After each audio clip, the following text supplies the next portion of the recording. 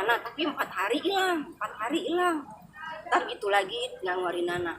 Mungkin dia lagi berkontraksi ya selama 1 tahun itu di dalam ini saya. Tahun 2020 waktu saya lagi acara keluarga, tiba-tiba saya panas, yang panasnya tinggi sekali. Saya merasakan pembengkakan di sini sampai membuat wajah saya aneh. Bibir saya sampai kayak orang menyon gitu. Nah, mungkin selama 2019 itu kontraksi itu pecahnya di 2020. Nah, di situ langsung adik saya WA ke tante itu tidak ada membalas. Tan, kok kenapa ya kakak saya seperti ini? Ini gimana ya? Dia pakai WA-nya saya, di telepon juga nggak diangkat. Nah, namanya seorang adik, dia tahu perjuangan saya waktu 3 tahun itu saya sakitnya kayak apa. Karena adik saya tahu saya itu tinggal sendiri. Jadi dia yang merawat saya selama 3 tahun. Saya pikir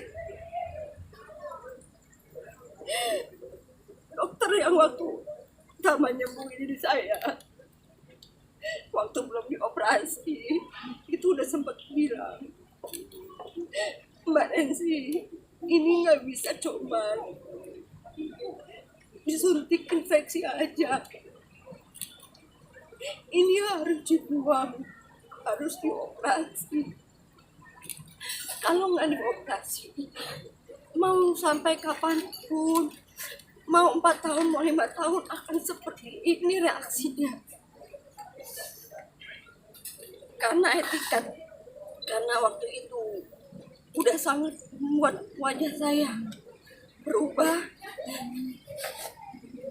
dan badan saya yang panas banget.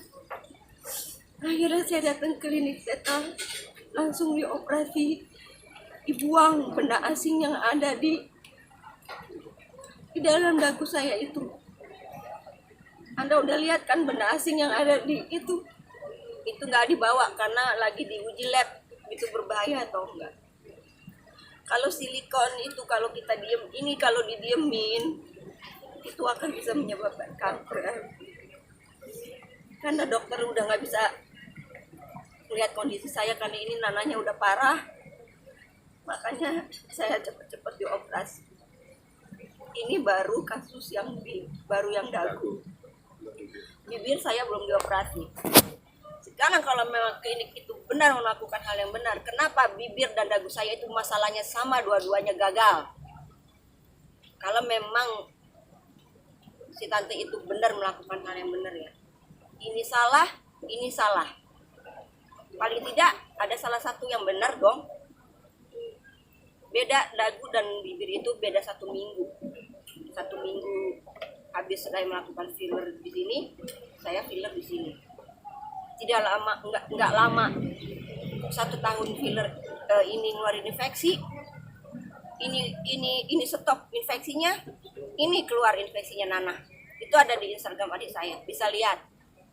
Sampai saya gini-giniin itu filler. Saya ada videonya ya, mungkin kalau wartawan yang belum lihat. Nih. Jadi 2019 itu bukan dagu aja. Saya mengalami ini juga filler yang mengeluarkan nanah. Itu yang saya alami selama 3 tahun itu. Biar kalian lihat. Bukannya saya 3 tahun ini cari sensasi, baru 3 tahun ini saya keluar-keluar, saya masih ada etikat baik untuk bisa menyembuhkan diri saya itu tanpa harus saya ribut-ribut. Tapi ternyata itu tidak bisa didiemin. Bahwa ini mengakibatkan fatal, bisa mengakibatkan kanker.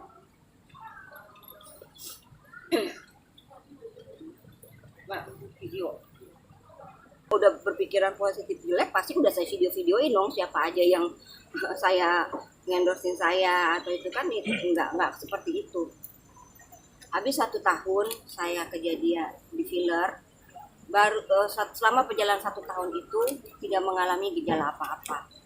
Tapi katanya yang namanya filler itu 1 tahun itu sebenarnya sudah hilang.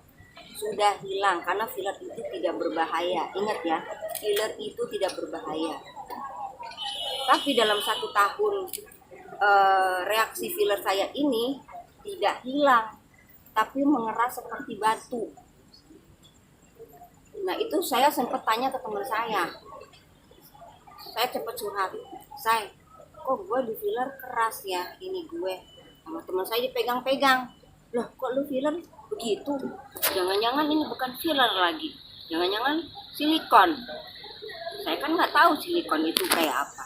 Kalau emang silikon, siapa sih yang mau disuntik silikon? Nggak akan ada yang mau, karena tahu risiko silikon itu berbahaya. Nah, habis itu waktu mengalami kekerasan, tiba-tiba ini saya kayak mengeluarkan seperti air. Pertama airnya putih. Pertama kali yang saya curhat ke Mas Gion, Mas, aku kok di filler ngeluarin ini kayak nanah. Wah kok kayak gitu? Saya curhat nih pertama kali sama beliau. Nah, saya juga curhat ke adik saya.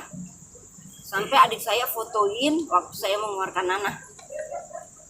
Akhirnya karena saya sempat takut, saya telepon lah ke si tante itu. Itu udah saya omelin, udah saya maki-maki. Ya awalnya dia malah menawarkan saya endorse lainnya. Saya bilang, saya ini punya permasalahan di dagu waktu anda filler, kenapa jadi seperti ini? Kamu malah nawarin saya dengan endorse lainnya, DNA Salmon lah dia nawarin saya. Malah dia udah jangan khawatir, itu gampang, tinggal operasi buang, nanti kita punya tim yang lainnya, dia bilang. Mana ada orang, dia malah nuduh saya endorse tempat lain. Mana ada orang yang lagi sakit mau di endorse di tempat yang terjadinya sama. Gak ada yang mau, ini aja belum selesai. Saya pertama kali endorse dagu itu di tempatnya dia, karena saya tidak pernah di endorse di tempat lain. Nah, karena kenapa saya tidak mau di tempat dia? Saya nggak akan mau orang yang udah membuat saya begini, saya akan balik lagi ke tempat dia. Karena saya orangnya trauma. Nggak ada yang mau di tempat dia. Walaupun dia punya tim bedah plastik yang bagus, tetap yang namanya tim itu pasti bisa kompol-ikong gitu aja, ya kan?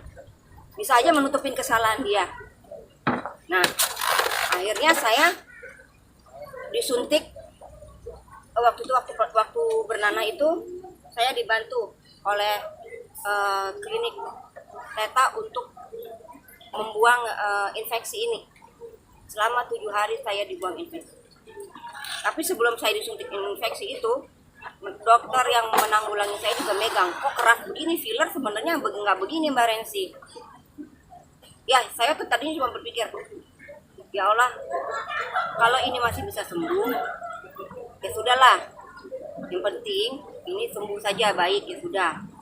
Mungkin dengan cara netralisir, disuntik antibiotik itu sudah selesai. Saya mungkin nggak akan keluar lagi. Ya udahlah, saya nggak mau perpanjang gitu kan. Yang penting saya sembuh. Nah, habis disuntik netralisir itu, terus disuntik antibiotik selama 7 hari, kempes. Tapi kerasnya ini tidak hilang. Tidak hilang. Karena saya pikir waktu itu tapi tetap saluran pembuangan ini tidak tertutup. Ini masih ada saluran pembuangan nanahnya itu masih tidak rapat. Nah, dalam 2009 itu, jangan dikira saya tuh tidak mengalami gejala apa-apa. 2009 itu saya mengalami infeksi, tapi tidak mengeluarkan nanah. 2019 ya? 2019, maaf 2019 itu sama 1 tahun. Nggak kambuh. Nggak, kambuhnya cuman kayak bengkak. Terus aku meriang, bengkak meriang. Aku cuma minum antibiotik, apa itu tidak mengeluarkan nanah ya. Itu terus begitu. Sampai kan kalau namanya orang infeksi itu kan pasti mood dalam diri kan nggak enak, makan nggak enak, menerima kerjaan nggak enak, ngalamin sakit. Itu yang terus saya alami selama 2019 itu. Sampai nah saya pikir ini nggak ngeluarin nanah, tapi 4 hari hilang. Ntar itu lagi nggak ngeluarin nanah. Mungkin dia lagi berkontraksi ya selama 1 tahun itu di dalam ini saya. Tahun 2020 waktu saya lagi acara keluarga, tiba-tiba saya panas, yang panasnya tinggi sekali.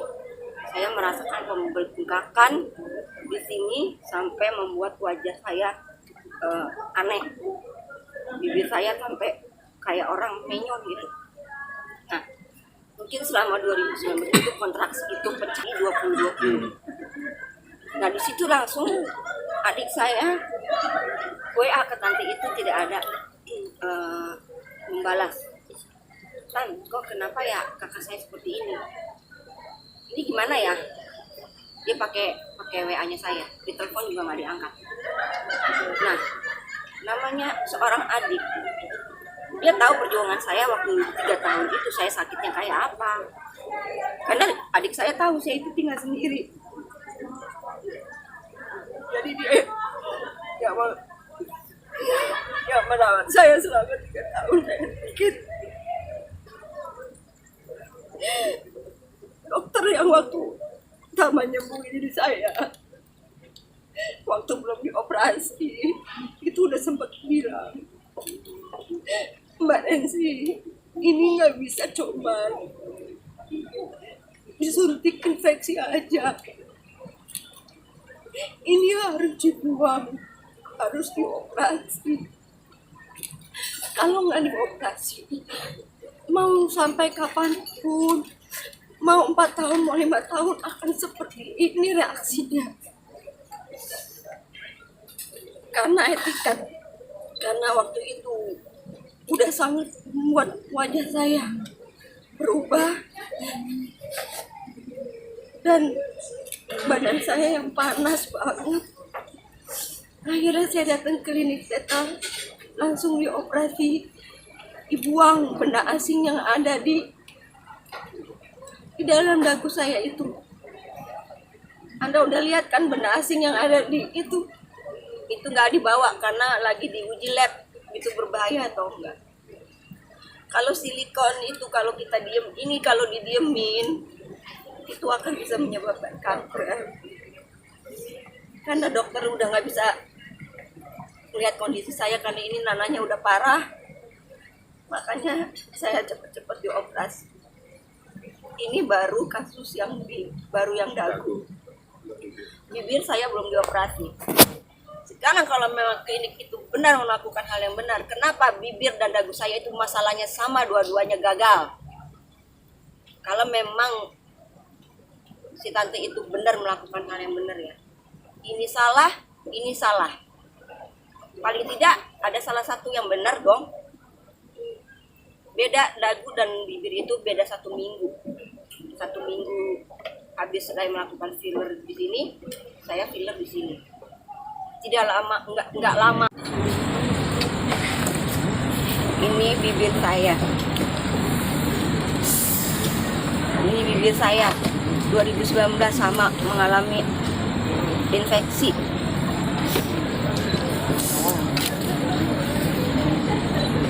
Itu saya masih coba bertahan dengan saya ke dokter untuk memperbaiki sendiri.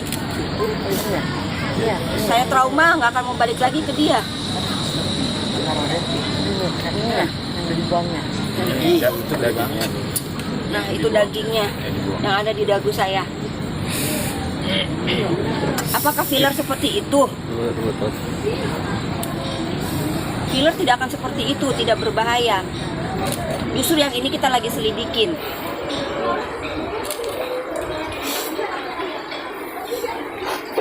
Jadi ya seperti itu kronologisnya. Jadi bukannya berarti saya 3 tahun ini saya baru cuap, tidak. Selama 3 tahun itu saya mengalami kontraksi. Jadi saya curhat bahwa ini nggak bisa didiemin. Mungkin ya benar, mungkin apakah tindakan medisnya ini tuh benar atau entah yang diisiin apa, kan kita nggak tahu. Apakah obatnya kadaluarsa, apakah kita nggak tahu. Bisa aja isi sama dalamnya beda. Nah kita orang awam. Oke lah kalau dia bilang yang lain kok enggak, ya mungkin yang lain beruntung. Saya bukan termasuk yang beruntung. Mungkin saya lagi apes. Atau belum, mungkin aja nanti dengan kejadian saya nge-share kliniknya mungkin nanti akan ada korban yang lain. Saya harap keluar, jangan takut. Banyak ngeluarin biaya sebenarnya. Anda bisa cek yang namanya operasi pembuangan ini berapa puluh juta. Kita mau cantik aja itu berapa puluh juta. Belum mereka Belum dari berselingnya selama saya sakit. Penyembuhannya itu antibiotiknya itu kan nggak mahal, nggak murah. Sorry, saya agak maksain semenjak sakit. Maksudnya nggak murah lah. Terus selama saya sakit kan nggak ada yang tahu. Kerjaan saya tuh saya stop dulu, saya di rumah karena saya fokus penyembuhan waktu itu. ada proyek Iya, syuting syuting aja layar lebar saya masih pending. Ada yang nawar saya stripping, saya tolak. Saya alasannya lagi ada urusan lain. Padahal saya di situ lagi nggak enak sama ini, demam, badan nggak mood.